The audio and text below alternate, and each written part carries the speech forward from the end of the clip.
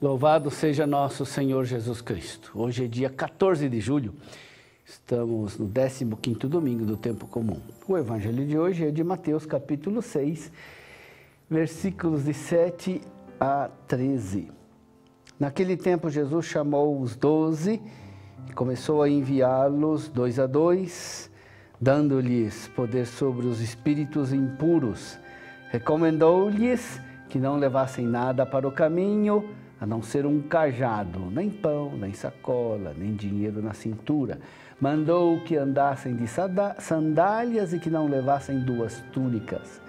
Jesus disse ainda: quando entrardes numa casa, ficai ali até a vossa partida. Se em algum lugar não vos receberem, nem quiserem vos escutar, quando sairdes, sacudi a poeira dos pés como testemunho contra eles. Então os 12 partiram e pregaram que todos se convertessem. Expulsavam muitos demônios e curavam numerosos doentes, ungindo-os com óleo. Meu irmão, minha irmã, o evangelho de hoje mostra a vida cristã como vida missionária. Jesus chamou os 12 e começou a enviá-los. Vocação e missão. Não há missão sem o chamado. Jesus chama para enviar. Na igreja ninguém se autoproclama pregador do evangelho. Não são os estudos, nem a competência nas ciências bíblicas, tampouco a santidade pessoal, por maior que seja, que autoriza alguém a pregar o evangelho. É o envio de Jesus. A ciência, os estudos, a santidade não são dispensáveis, mas não são elas que autorizam alguém a pregar o evangelho. É o Senhor. O pregador do evangelho não é enviado para propor uma opinião, uma teoria, o resultado de uma descoberta pessoal. É enviado para pregar o evangelho de Jesus. Jesus enviou os discípulos 2 a 2, dando-lhes poder sobre os espíritos impuros. O envio implica o anúncio de uma grande notícia, que consiste não tanto em conteúdo teórico, mas principalmente em prática. Para amar é preciso ao menos 2. O evangelho não pode ser anunciado como se não tivéssemos pessoalmente nada com ele. A evangelização é uma ação autoimplicativa, ou seja, implica nossa vida, moldada por aquilo que anunciamos. É partilha de um tesouro que nós encontramos. É o testemunho de algo que nos conquistou para sempre e que desejamos que encante também os outros. Além disso, o evangelho se faz sempre de forma comunitária. O poder de expulsar os espíritos impuros indica que o evangelho não é somente uma doutrina, uma sabedoria sublime, mas é a transformação deste mundo. Os exorcismos são parte essencial da ação de Jesus.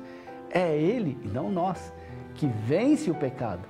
Os exorcismos de Jesus devem nos levar a uma grande humildade e a uma grande confiança. O mal não é uma fatalidade, ele foi vencido por Jesus. Estamos sempre expostos ao mal. Mas ele pode ser enfrentado, porque Jesus o enfrentou e o venceu. O poder dos espíritos impuros é tremendo, mas se eles nos fazem tremer, há um outro diante do qual o demônio treme. Ao vencer os poderes do inferno, Jesus nos libertou e nos transportou para o ambiente da sua influência e do seu domínio. Tendo vencido o pecado, Jesus criou um novo ecossistema de santidade, fez surgir um novo bioma de justiça verdadeira, constituiu para nós uma nova cidadania de fraternidade. Ele nos tirou da posse de Satanás e agora somos dele. Ainda lutamos para sermos todo dele, ainda sofremos o influxo da morte e de Satanás. Por isso nos confiamos ao Senhor, para que Ele, que venceu Satanás, reafirme sua vitória em nós.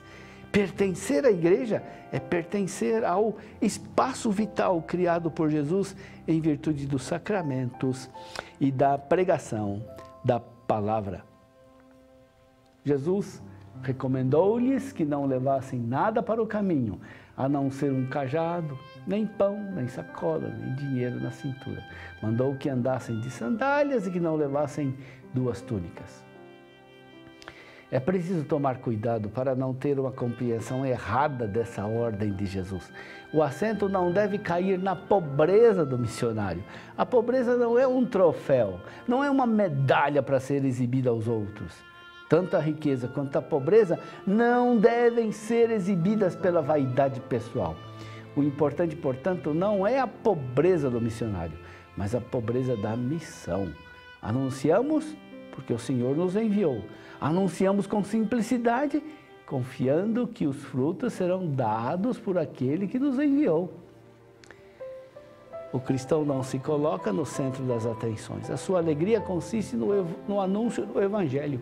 Jesus não deixa a missão por causa do fracasso. Pelo contrário, ele continua todo dedicado à missão evangelizadora. Continua gastando todas as suas melhores energias para pregar o Evangelho do Reino. Não é o sucesso que o move, é o reino. Não são os aplausos a razão da sua felicidade, é o tesouro do reino. Não é a gratificação imediata que motiva Jesus. Fazer tudo aquilo que agrada o Pai. A pobreza do missionário é essencial, mas muito mais essencial é a pobreza da própria missão.